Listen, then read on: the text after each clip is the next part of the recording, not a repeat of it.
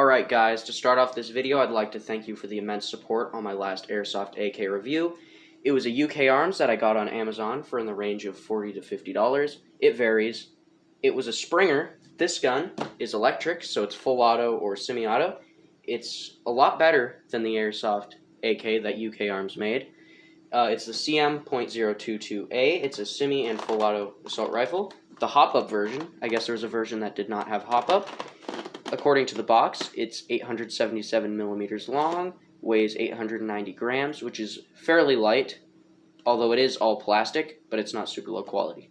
It says the projectile range is 20 to 30 meters, which, after testing it, it actually turns out that it can shoot quite a bit farther than that. It says the magazine capacity is 420 BBs, which sounds about accurate after testing it. Now let's check out the gun itself and everything that it came with. Opening up the box, and here's everything that it came with. Some instructions on how to use the gun. I've already read these, so we don't need those anymore. The gun itself, the magazine, some safety glasses, the battery, charger, crappy BBs, but actually better than UK Arms BBs. I'll show you that in a minute. And a sling. Alright guys, I got everything laid out on the table. The battery, which is pretty small, but it gets the job done. The charger, to charge the battery. It does it fairly well. A little bit on the slower side, but it gets the job done. Safety glasses, they're fairly thick but cheap plastic. I wouldn't trust them too much. We're going to test those later. Got the unjamming rod, which is good for unjamming your airsoft gun, I guess. Could be helpful, although I haven't had that issue with this gun yet. We got the sling, which is pretty small. Not the best sling ever, but I guess it's there. So at least I have it. BBs, which are better than the UK Arms BBs, because they actually don't have any seams on them. They're very well rounded, although they're still not very high quality, and I'm guessing they're .12s. We have the clip, which does not use the UK Arms feeding mechanism, which is good. It has this setup. Instead of having to shake the gun to try to load it, you can just twist that, and you can load it. Drop the BBs in, right through there, and then twist this, and you're all ready. And then here's the gun, and now let's get into further detail on this. Alright guys, so here's the gun itself in all its glory. Let's go over everything that it has going for it. So, first off, you put the battery in the back, right here. You just pop that off, and it opens up, and you can plug it in there. Don't really have to show you how it works. It's fairly simple. You just kind of plug it in. Next up, handle. It's got the grooves on it, so, you know, when I was buying it, I thought they would be a lot worse, but they're actually kind of nice. They fit my hand fairly well. It has a Made in China sticker, so I guess that confirms that. To change from full auto and just normal and safe, got this. The charging handle doesn't actually work, which is kind of sad. It'd be kind of cool even if it didn't even do anything. It has the hop up right here, you know, clip. Has the adjustable sights, which do their job. It has rails, which work with all UK Arms attachments. I haven't tried it with anything else yet. And all orange end.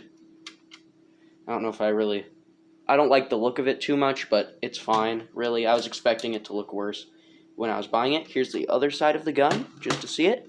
It's got these right here, so you can attach the sling. It's got one right there, and one on the stock back here. So, if you want to put your sling on it, you can. Here it is with the attachments, the foregrip off the Scar L, and the light off of my UK Arms AK. Looks pretty neat with them. I'm glad that they fit, so if you have both guns, then you can use the attachments off of the other ones to put on this guy, because this one is a bit better than the other two. I'd say the Scar is decent quality compared to this. It's made of better plastic, but it's a Springer, so I'd say this one's better overall, and it's worth more. So, let's get on to the shooting of this gun. I forgot to show you guys one thing that I actually think is pretty cool about this gun is that the dust cover is actually removable.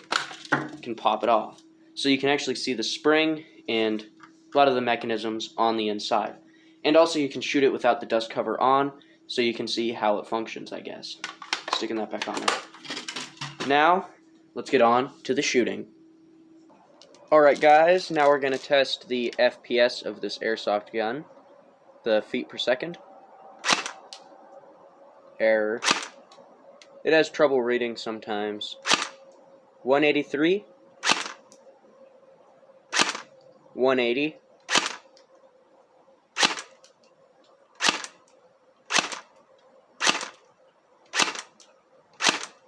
178. 208. So it seems to be shooting in the range of 180 to 200. Not the most powerful thing ever, but powerful enough to do some backyard airsoft with, and maybe function in normal airsoft games to an extent. Alright guys, now for the test shooting of this gun. Like I said, to load it, spin that guy. So first, I'm going to be shooting it on semi-auto. I have a target set up on the hill. It's a metal target. I don't know if you guys will be able to see it, but it will make a sound when it gets hit. So I'll just shoot at it, and I guess I'll say if it gets hit or not. Put it on semi-auto.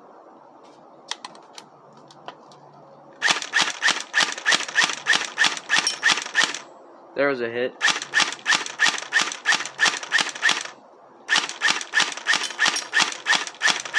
Good couple hits there. That was it on semi-auto.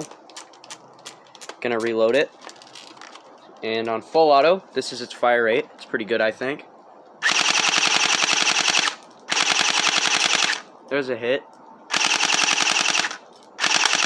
When it runs out of ammo, this is what it sounds like.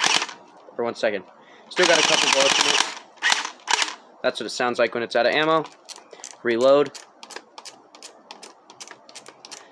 Don't shoot it when it's running out of ammo. It's definitely not good for the gun. Also, like I said, the dust cover is removable, and you can actually see how it functions when you shoot it without it.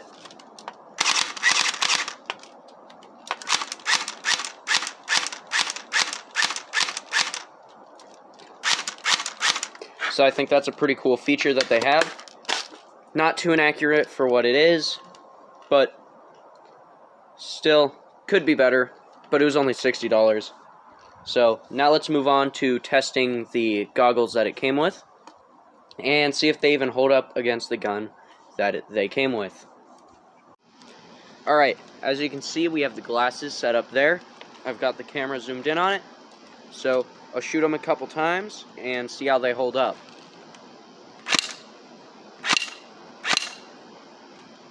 Don't appear to be screwed up yet. Now I'm going to try full auto, see how much damage it does.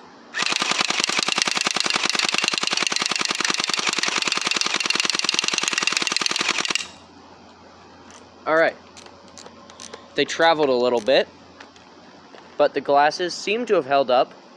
Let's go check them out up close. Alright guys, so the glasses have held up better than I was expecting, although if you look real close you can see all the marks where the BBs hit. A little bit hard to see on there, but yeah. Held up a little bit better than I was expecting. I was expecting them to crack a lot. But anyways, let's get on to the end of this video. Alright guys, now for my final thoughts on this airsoft gun. I think it's pretty good for what it is and could make a decent beginner's weapon, although it is made of a slightly lower quality material than I'd normally recommend. So you might be better off getting something a little bit more expensive that's made of a better material so you won't break it.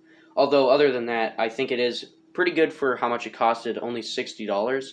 So if you really want to get into airsoft but you're not looking to spend too much, then I'd say this is actually a pretty good option and would definitely do really well in backyard airsoft, given that it's full auto.